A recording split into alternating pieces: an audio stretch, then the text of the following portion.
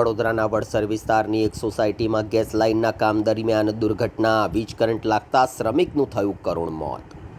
વડોદરા શહેરના વડસર રોડ ઉપર આવેલી વલ્લભ વાટિકા સોસાયટીમાં ગત સાંજના સુમારે ગેસ લાઇનની કામગીરી દરમિયાન એક મોટી દુર્ઘટના સર્જાઈ હતી.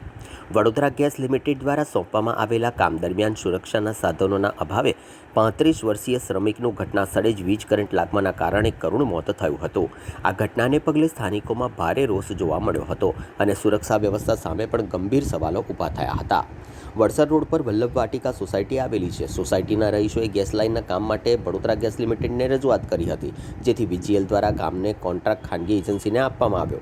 જ્યારે ગેસ લાઇન માટે ખોદકામ અને ફિટિંગની કામગીરી ચાલી રહી હતી ત્યારે અચાનક જ સર્જાયેલી દુર્ઘટનામાં 35 વર્ષીય હરિયાભાઈ નામનો શ્રમિક ગંભીર રીતે વીજ કરંટ લાગવાના કારણે ઇજાગ્રસ્ત થયો હતો અને તેનું ટૂંકી વારમાં જ મોત થઈ ગયું હતું. આ બનાવની જાણ થતાં જ આસપાસના લોકો ઘટના સ્થળે દોડી આવ્યા હતા. ગરીબ શ્રમિકના મોતને પગલે સોસાયટીના રહીશોએ તંત્ર પ્રત્યે પણ નારાજગી વ્યક્ત કરી હતી.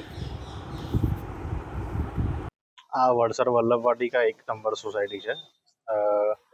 કામ જે નોર્મલી જે વડોદરા ગેસ લિમિટેડ કંપની જે છે, જે બધાની પ્રોસિજર વાઇઝ બધી આગળની સોસાયટીઓમાં બી કામ થયેલું છે, તો એ જે એના ફોર્મ્સ ભરીને જે એનું અપ્રુવલ વાઇઝ પ્રોસિજર થઈને એ લોકોએ સર્વે બી કરેલો અને પછી કામ થયું હતું. અને ઓલમોસ્ટ આ એના લાસ્ટ લેગમાં જ હતું.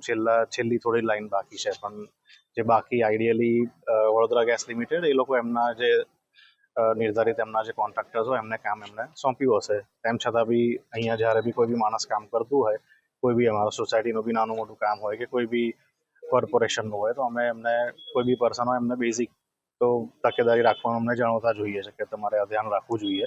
તો એ પ્રમાણે પહેલેથી જ્યારે પહેલો ખાડો ખોદેલો ત્યારથી જ અમે એમને કીધેલું કે કઈ બી જગ્યાએ કશું આડકતરું એવું લાગે તમને કે કેબલ રિલેટેડ કે કશું બી હોય, અને હજુ બી જે બી તમે તમારા રિપોર્ટ્સ તમે કર્યા છે, પણ જીઈબી વાળા હજુ એમનું ફાઇનલ એક ચેક કરશે, પછી એમને ખબર પડશે કે ડાયરેક્ટ કરંટ જ કે કંઈક કનેક્ટ થયું છે. પણ અમને બી 90% ચાન્સીસમાં એવું લાગી રહ્યું છે કદાચ કરંટને લીધે આ વસ્તુ થઈ હોઈ શકે. સોસાયટીમાં પહેલાથી ગેસ હતી કે ગેસ લાઈન પહેલી વાર આવે છે. આ ગેસ લાઈન નાખવાની કામગીરી ચાલતી હતી. હાજી.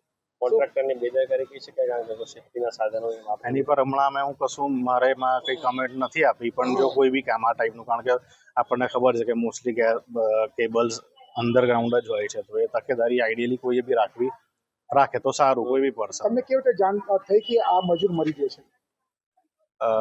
હું તો એકચ્યુઅલી બહાર મારી ઓફિસ પર હતો, પણ અહીંયા મારા ઘર પાસે, એટલે અહીંયા આગળ એમનો જે પર્સન જે છે એમની સાથે સાથીદાર કામ કરતા હતા.